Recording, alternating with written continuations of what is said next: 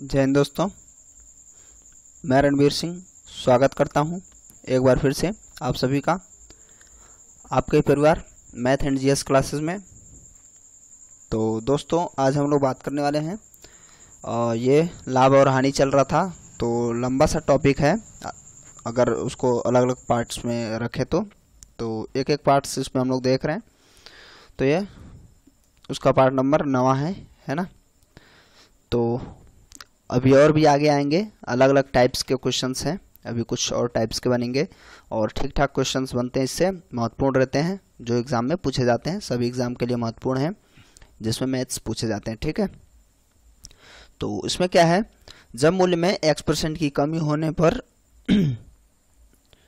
वस्तु की कुछ मात्रा अधिक मिले, है ना। तो बहुत आसान ट्रिक से इसको लगाएंगे हम लोग। तो वीडियो शुरू करें उससे पहले अगर आप चैनल पर नए हैं तो प्लीज़ सब्सक्राइब कर लीजिए, नोटिफिकेशन बेल को ऑन कर लीजिए, ऑल पे क्लिक कर लीजिए, जिससे आपको समय समय पर नोटिफिकेशन मिल सके जब भी वीडियोस अपलोड हों। तो इसको हम लोग बहुत आसानी से समझते चलेंगे, आसान भाषा में। तो देखिए, पहला, चीनी की कीमत 10% कम हो जाने पर एक उपभोक्ता 270 रुपये में 5 किलोग्राम चीनी ज़्यादा खरीद सकता है। तदनुसार चीनी की मूल कीमत यानी कि पुरानी हम कहें तो, ठीक है, और कम हुई कीमत का अंतर प्रति किलोग्राम कितना है। तो यहाँ पे देखिए, ऐसे थोड़ा सा देखने से जटिल लग रहा है सवाल, एक्चुअली है कुछ नहीं, बहुत आसानी से आप इसको कम समय में लगा देंगे। तो देखिए कैसे। तो सबसे पहले ये देखिए 10% कम हो रहा है, कम हो रहा है ज़्यादा हो रहा है, कोई मैटर नहीं करता है पहले। उसके बाद ध्यान देना है कि कम हो रहा है या ज़्यादा, वो मैं बताऊंगा क्या उसका करना होता है कम या ज़्यादा में, ठीक है। तो 10% का अंतर पहले देखेंगे, 10% का अंतर हो रहा है। तो 270 में 10% जब अंतर करेंगे तो वो 5 किलो उसमें ज़्यादा खरीदारी हो सकती है। तो उसको कैसे लगाएंगे हम लोग, ठीक है।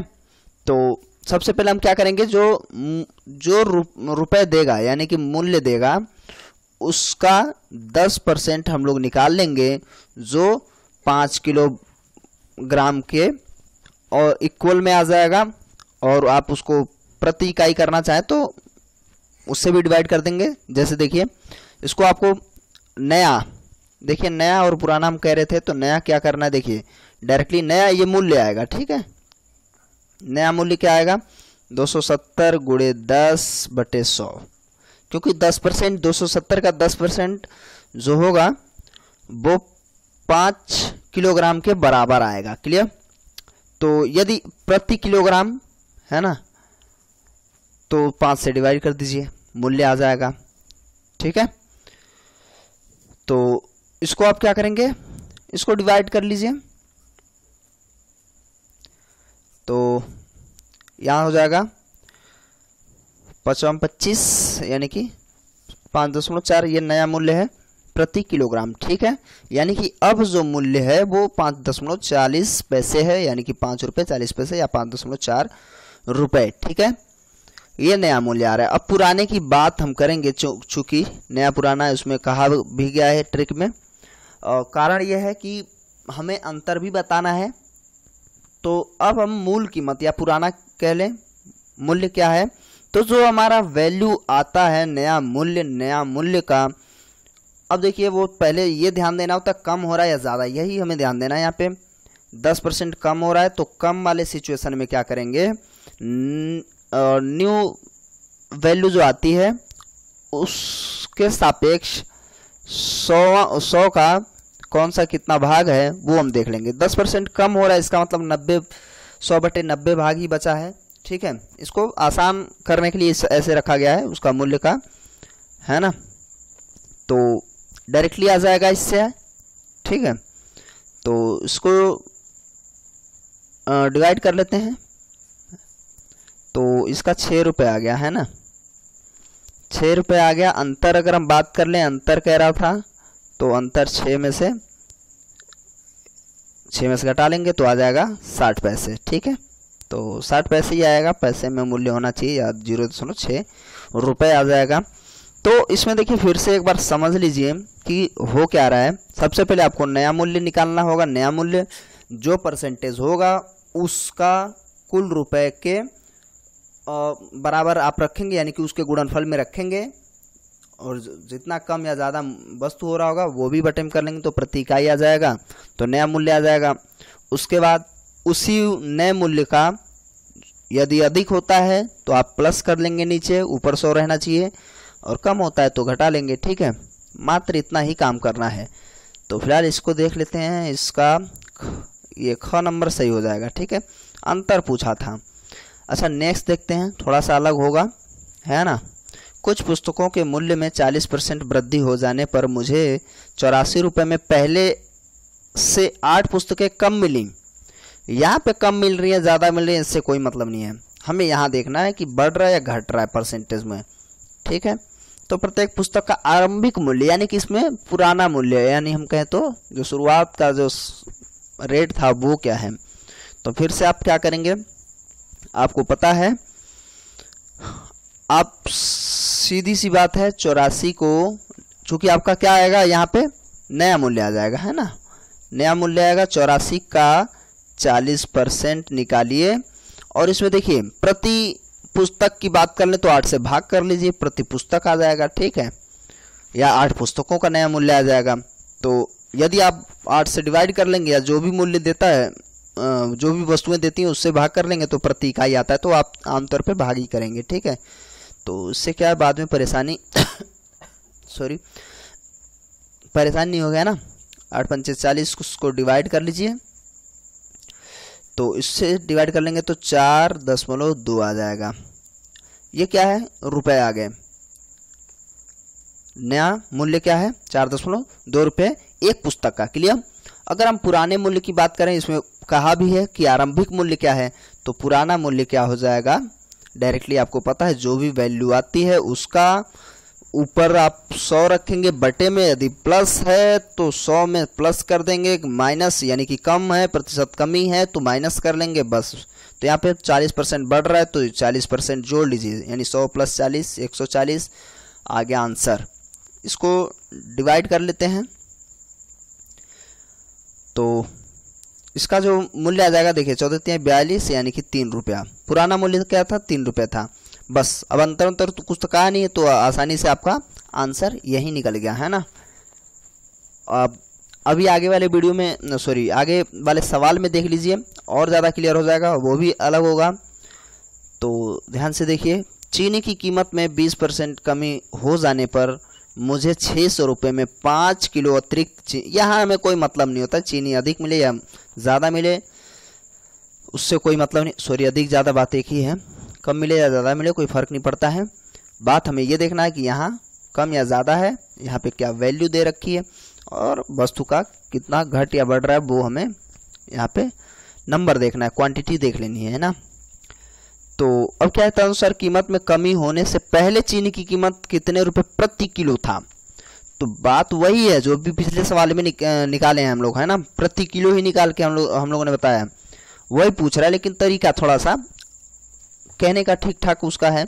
तो देखिए 600 का 20% आप निकालिए, बटे 5 कर लेंगे तो प्रति किलो निकल जाएगा, जो आप जानते हैं। तो आप क्या करेंगे, पहले नया निकालेंगे। नया निकालने के लिए क्या करेंगे, 600 का कितना था, 20% कर दीजिए, 20% और 5 से डिवाइड कर देंगे तो प्रति किलो हो जाएगा। ठीक है, प्रति केजी यानी कि 1 किलो का वैल्यू आ जाएगी, है ना। इसको डिवाइड कर लीजिए तो कितना हो गया, 1 किलो चीनी का जो नया मूल्य है वो 24 रुपये है। क्लियर। पुराना मूल्य हमें पता करना है, तो पुराना क्या कर लेंगे आप, जो न्यू वैल्यू आती है उसको, अगर प्लस हो रहा है तो प्लस करेंगे, माइनस हो रहा है तो माइनस करेंगे। यहाँ पे क्या हो रहा था, प्लस हो रहा था, सॉरी माइनस हो रहा है, तो आप क्या करेंगे, माइनस कर लेंगे। तो सॉल्व कर लीजिए इसको, 8 × 24 यानी कि 30 हो जाएगा, पुराना मूल्य 30 रुपये। ठीक है, तो बस यही है, कितना आसान है आप देख पा रहे हैं। तो इसका 30 रुपये हो जाएगा। ठीक है, जो पुराना मूल्य था वो कितना था, 30 रुपये, नया मूल्य 24 रुपये। ठीक है, तो आगे देखते हैं कुछ और होना चाहिए अलग टाइप्स का। गेहूं के मूल्य में 10% कमी होने पर 1 रुपये में 50 ग्राम गेहूं अधिक खरीद सकता है। तदनुसार उस कमी से पहले 1 रुपये में कितना गेहूं खरीदा जा सकता है। ठीक है, और यहाँ पे 1 रुपये में यहाँ पे थोड़ा सा सिचुएशन अलग कर रखा है। यहाँ रुपये नहीं पूछ रहा है, मूल्य नहीं पूछ रहा है, यहाँ पे 1 रुपये में कितनी वस्तु प्राप्त की जा सकती है वो पूछ रहा है। तो उसको भी बहुत आसान है, समझ जाएंगे, है ना, कैसे इसको लगाना है। सेम सिचुएशन वही है, थोड़ा सा आप जो बट्टे की वैल्यू होगी उसको ही डायरेक्टली आप रख लेंगे तो क्लियर हो जाएगा, या 1 रुपये के बराबर में रखेंगे। फिलहाल यहाँ 1 रुपये में जो मूल्य था 1 रुपया है और 10% की कमी या वृद्धि हो रही तो 10% की कमी हो रही है। ठीक है, और इससे क्या हो रहा है, 50 ग्राम गेहूं अधिक हो रहा है। तो अधिक हो कम उससे कोई मतलब नहीं है, हमें पहले मूल्य देखना है और प्रतिशत कमी या अधिक और बाकी वस्तु का कितना नंबर है वो। ठीक है, तो 1 रुपये का 10%, ठीक है, 10% कमी या अधिक वो हम बाद में देख लेंगे, 10%। और इसमें क्या हो रहा है, 50 ग्राम गेहूं अधिक मिल रहा है तो बटे में ग्राम कर लेंगे, है ना। तो ये हो जाएगा, देखिए 1/500। ये आखिर आया क्या, ये आया है रुपए, यानी कि 1 ग्राम, चूंकि ग्राम में रखा गया है तो 1 ग्राम कोई भी वस्तु थी, गेहूं, हाँ गेहूं था, 1 ग्राम गेहूं का जो मूल्य है 1/500 रुपए। क्लियर। यदि आपको 1 रुपये की वैल्यू निकालनी है, 1 रुपये की, तो इसको आप उधर भेजेंगे तो 500 ग्राम गेहूं का क्या हो जाएगा, नया मूल्य। क्लियर, बहुत आसान होता है, कुछ होता इसमें है नहीं। तो अब 1 रुपये में क्या है, 500 ग्राम गेहूं मिल रहा है, नया मूल्य इसका ये है। अब हमें पुराना मूल्य निकालना है, तो आप क्या करेंगे, इस वस्तु का ही रख लीजिए। क्लियर, अब वस्तु को रुपए के बराबर में, चूंकि 1 रुपये में ही निकालना है हमें, तो नई वैल्यू क्या हो जाएगी, या आप रुपए में रखना चाहे तो इसको ही रख लीजिए, फिर भी आ जाएगा आपका आंसर। ठीक है, तो वस्तु का नया मूल्य क्या हो जाएगा, पुराना मूल्य। आप इससे भी लगा सकते हैं और इससे भी, पुराना मूल्य गुणे क्या होगा, 10 रुपये कम हो रहा था तो आप 100/90।